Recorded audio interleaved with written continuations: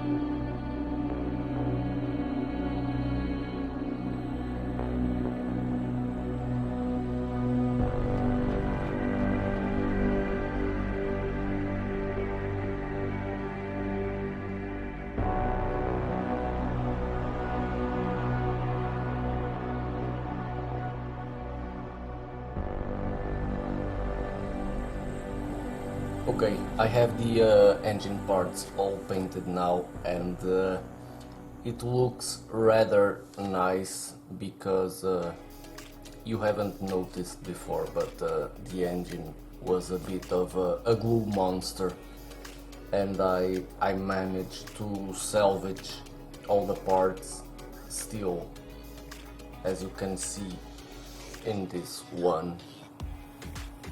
There's still some evidence on it, and some more here, but hopefully when I glue all the parts on the engine, everything will look pretty good in the end. And after this, all the next steps will be with pretty much new parts, because they all are in the sprue. And so the restoration point ends here after the engine. Nothing more was built after that, so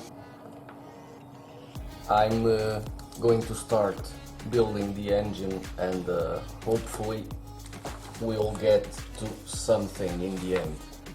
Still, my main concern is here with the decals, because I tried one, and there's no way it was getting out of the backing paper. So I've printed some, and as you can see, they are not as good as the original ones.